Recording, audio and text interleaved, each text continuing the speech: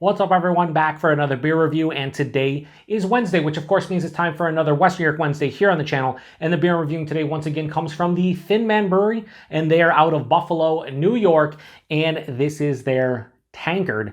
So they're calling this one a double dry hopped Czech-style lager, and on their website and Untappd, it does specify that this is a Czech-style Pilsner. It comes in at 6.3% alcohol by volume. No IBUs listed in time of review. This can is just under 5 weeks old. So double dry hopped Czech-style Pilsner. Sign me up. I don't know if I've ever had one, but here we are. Now they're saying for the malts, they're using a mix of British and French malts. And then for the hops, they're using Czech Saaz, Kazbek and Sladek. Those last two hops I am unfamiliar with, but Czech Saaz is pretty much used in most Czech-style Pilsners. So anyway, yeah, let's crack this one open, get in a glass. 6.3%, a little bit bigger. I was thinking this is more in like the 5 range, you know, but 6.3, that's fine.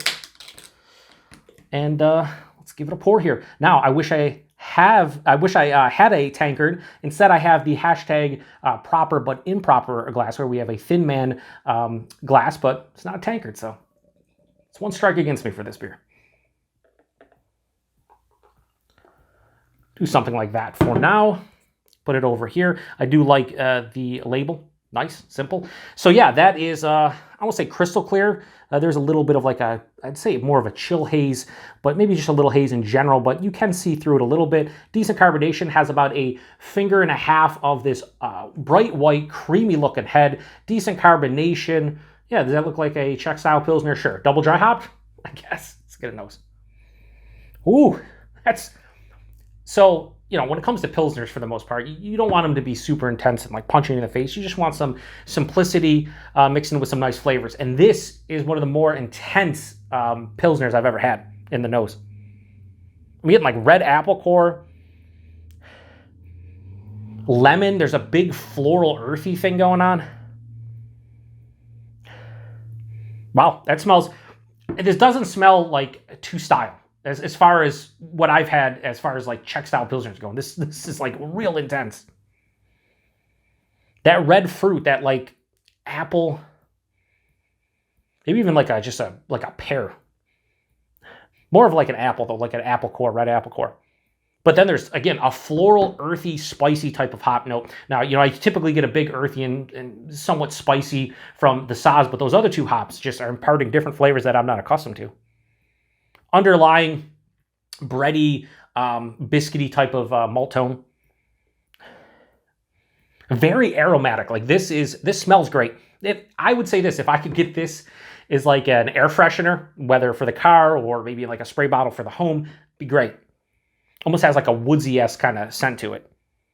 Yeah, it smells pretty good. Let's get into it. Cheers, everyone.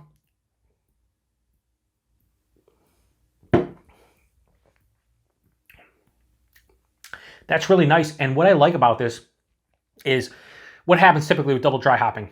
The aroma is bumped up. It's intense.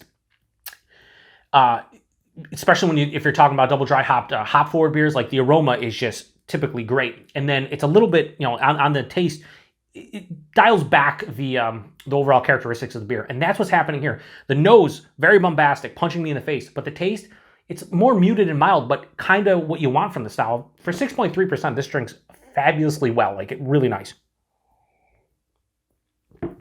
Straight up medium body.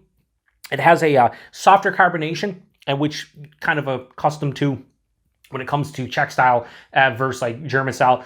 For me, I always feel like German style Pilsners more carbonated and a little bit more bitter. This has that nice smoothness that I look for with a Czech-style Pilsner.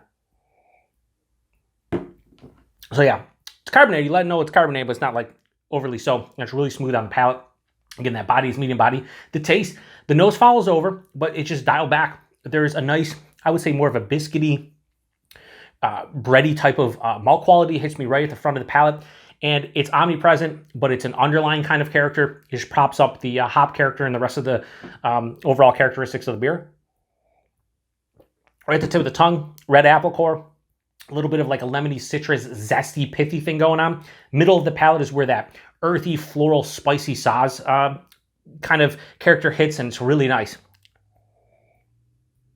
This finish is mild to moderately bitter. I think this is a little bit more bitter than the style would dictate. This is more close to moderate, but I think I appreciate it in this one. With the little bigger bump in ABV, I feel like the malt sweetness was a little bit sweeter than is typical for the style, so I think it balances it out really nicely. Semi-dry, almost semi to full-on dry, actually, on the palate. But yeah, moderately bitter on the palate for sure. 6.3%, you really can't tell. You would think, hey, I'm drinking a 5.5% Czech-style Pilsner.